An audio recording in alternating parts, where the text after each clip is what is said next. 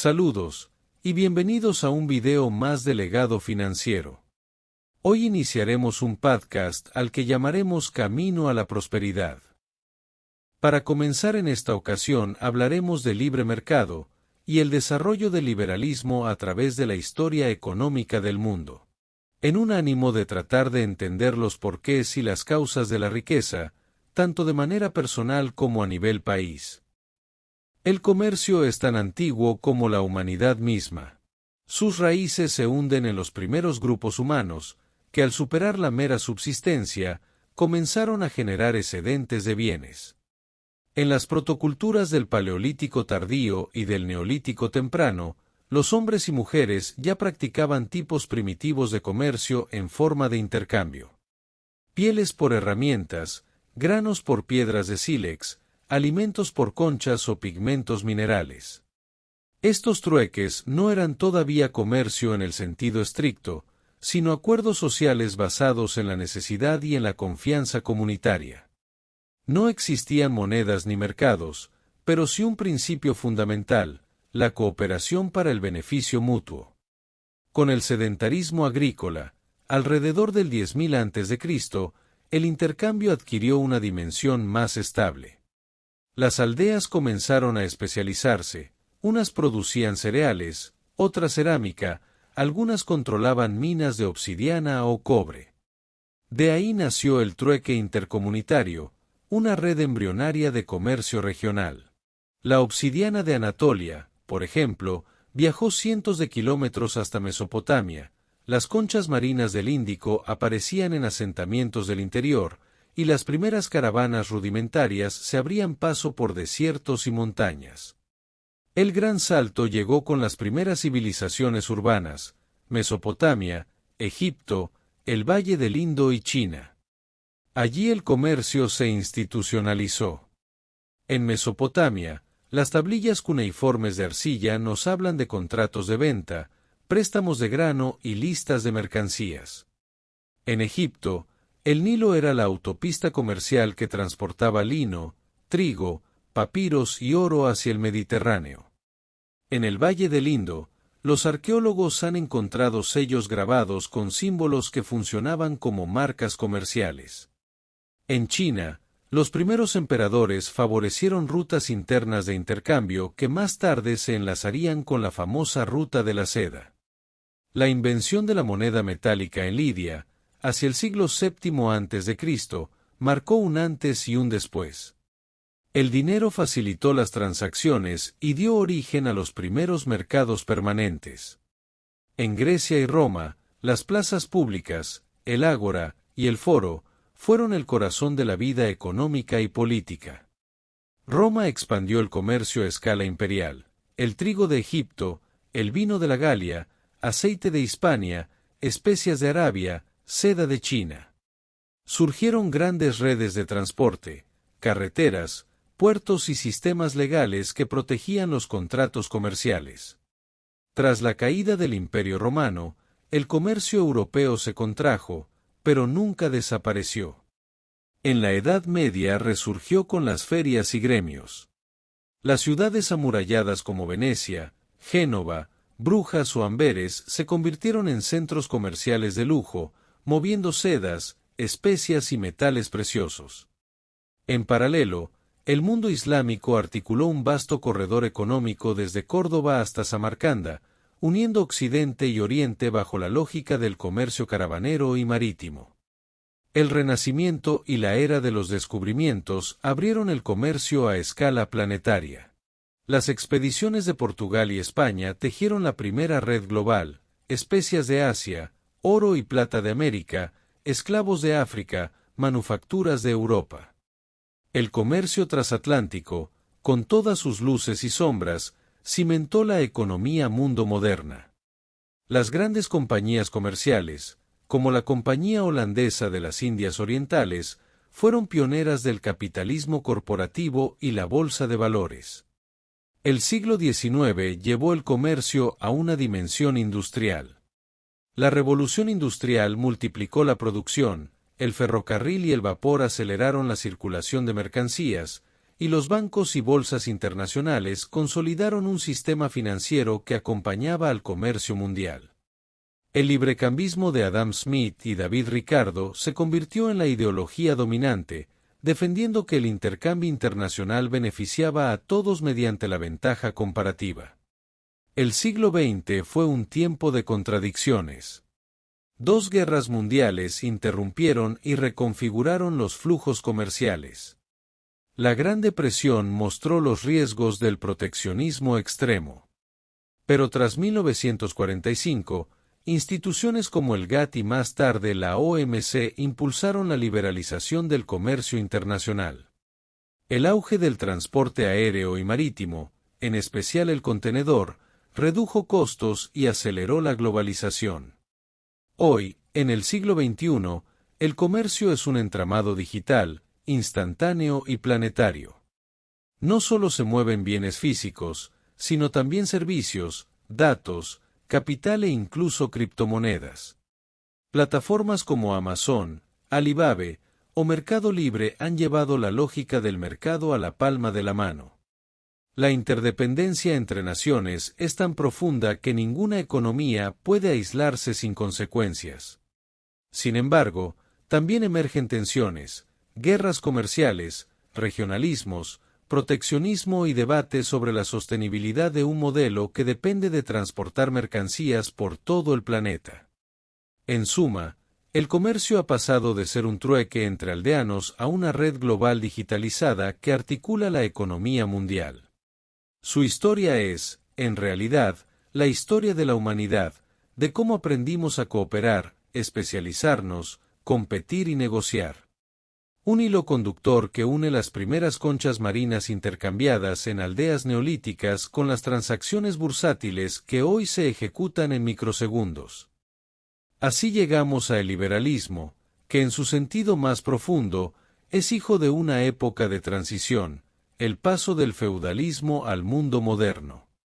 Nació como una respuesta intelectual y política frente al absolutismo, la rigidez estamental y las trabas mercantilistas al comercio. En sus orígenes, el liberalismo no era solamente una doctrina económica, sino una cosmovisión que colocaba al individuo, sus derechos y su libertad en el centro del orden social. La historia del liberalismo económico es, en buena medida, la historia de cómo los pensadores fueron transformando esas intuiciones filosóficas en marcos conceptuales, teorías y propuestas concretas para organizar la vida económica de las naciones. El primer gran arquitecto de este edificio intelectual fue John Locke, 1632 a 1704. El filósofo inglés, Locke defendió que todo ser humano tiene derechos naturales a la vida, la libertad y la propiedad, y que los gobiernos existen únicamente para protegerlos. Su visión era profundamente revolucionaria en una Europa donde los reyes justificaban su poder en la voluntad divina. Locke, al defender la propiedad como extensión del trabajo humano, sentó las bases de una economía política liberal. El individuo debía ser libre de usar sus recursos y su ingenio para mejorar su vida, sin que el Estado interfiriera más allá de garantizar justicia y seguridad. Su idea de un contrato social limitado fue la semilla que más tarde germinaría en el terreno económico. La siguiente gran figura por su importancia fue Adam Smith, 1723 a 1790, el escocés que transformó el liberalismo filosófico en un sistema económico completo. En La riqueza de las naciones, publicado en 1776, Investigación de la naturaleza y causas de la riqueza de las naciones. Smith explicó que la división del trabajo aumentaba la productividad y que el mercado, a través de la mano invisible, coordinaba los esfuerzos individuales para generar prosperidad colectiva. Defendió que la búsqueda del interés propio no era egoísmo destructor, sino la base de un orden espontáneo que, paradójicamente, beneficiaba a toda la sociedad. Como ejemplo práctico, señaló que el panadero no nos da pan por altruismo, sino porque busca su ganancia. Sin embargo, esa motivación personal satisface las necesidades de la comunidad. Smith se convirtió en el verdadero padre de la economía política moderna y, al hacerlo, dio legitimidad teórica al capitalismo emergente. Tras Smith, el liberalismo económico fue refinado por otros pensadores. David Ricardo, 1772 a 1823, también británico, elaboró una de las teorías más influyentes de todos los tiempos, la ventaja comparativa. Ricardo demostró que incluso si un país era menos eficiente en todo, siempre le convenía especializarse en aquello donde su desventaja era menor y comerciar con otros. Este principio justificó el libre comercio como motor de prosperidad internacional. Para ilustrarlo, usó el famoso ejemplo del vino portugués y las telas inglesas. Portugal debía producir vino, Inglaterra telas, y ambos salir beneficiados del intercambio. Con Ricardo, el liberalismo pasó de ser una filosofía nacional a convertirse en una teoría del comercio mundial. A su vez, Jean-Baptiste Say, 1767 a 1832, economista francés, aportó la llamada ley de los mercados: toda oferta crea su propia demanda. Say defendía que la producción era el verdadero motor de la economía y que, si se dejaba a los empresarios innovar, la riqueza se multiplicaría de manera natural. Su visión reforzaba la idea de que las crisis eran pasajeras y no justificaban una intervención estatal excesiva. En la práctica, Say se convirtió en un divulgador que popularizó las ideas liberales en Europa continental, y su obra inspiró tanto a empresarios como a legisladores. El liberalismo del siglo XIX alcanzó una síntesis más sofisticada en John Stuart Mill, 1806 a 1873. Mill creció bajo la influencia de los economistas clásicos, pero introdujo una reflexión más social. Defendía la libertad individual como principio absoluto. Nadie debía ser limitado salvo para evitar dañar a otros, pero también reconocía que el Estado tenía un papel legítimo en la educación, la asistencia a los más pobres y la regulación de ciertas actividades que podían causar perjuicio. Mill mostró que el liberalismo no era dogmático, sino una tradición capaz de adaptarse a los retos sociales de la industrialización, como la desigualdad y la concentración de poder. Paralelamente, en Inglaterra surgió lo que se conoció como el liberalismo manchesteriano, liderado por figuras como Richard Cobden y John Bright. Ellos no fueron filósofos abstractos, sino activistas políticos. Su lucha más célebre fue contra las Corn Laws, leyes del maíz, aranceles que protegían a los terratenientes pero encarecían el pan para la población. Cobden y Bright defendieron que abolir esas barreras traería prosperidad al permitir el libre comercio de granos. Finalmente, en 1846 lograron su objetivo, un triunfo histórico que mostró cómo las ideas liberales podían traducirse en reformas concretas con impacto en la vida cotidiana de millones. Con el paso del tiempo, el liberalismo se diversificó y dio lugar a nuevas escuelas. Una de las más influyentes fue la Escuela Austríaca de Economía, iniciada por Karl Menger, 1840 a 1921. Menger introdujo la teoría del valor subjetivo, según la cual el valor de un bien no reside en el trabajo empleado al producirlo, como pensaban los clásicos, sino en la utilidad que cada individuo le atribuye. Esta idea revolucionó la teoría económica y abrió la puerta a una concepción más individualista del mercado. Sobre este fundamento, Ludwig von Mises, 1881 a 1973, desarrolló una defensa radical del laissez-faire. En la acción humana, argumentó que toda la economía podía entenderse como el resultado de elecciones individuales racionales. Mises fue un crítico feroz del socialismo y de cualquier forma de planificación central, al que consideraba condenado al fracaso porque ningún burócrata podía sustituir la información dispersa que solo los precios de un mercado libre reflejan. El discípulo más célebre de esta tradición fue Friedrich Hayek, 1899 a 1992. Su obra Camino de Servidumbre se convirtió en un manifiesto contra el intervencionismo estatal, especialmente frente al auge del socialismo en el siglo XX. Hayek explicó que el mercado no era solo un mecanismo económico, sino un sistema de información donde millones de decisiones se coordinaban de manera descentralizada. Cualquier intento de sustituir ese orden espontáneo con planificación central llevaba, tarde o temprano, a la pérdida de libertad política y al autoritarismo. Sus ideas influyeron profundamente en políticas de líderes como Margaret Thatcher, en Reino Unido, y Ronald Reagan en Estados Unidos. En paralelo, en el siglo XX surgió el neoliberalismo, un intento de actualizar el liberalismo clásico frente a los desafíos de la Gran Depresión y la expansión del estado de bienestar.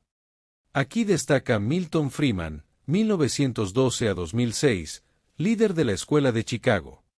Friedman defendía el libre mercado, pero aceptaba que el Estado tenía un papel clave en controlar la inflación a través de la política monetaria. Su crítica al keynesianismo y su defensa de la libertad individual inspiraron reformas económicas en numerosos países, desde Chile hasta Estados Unidos.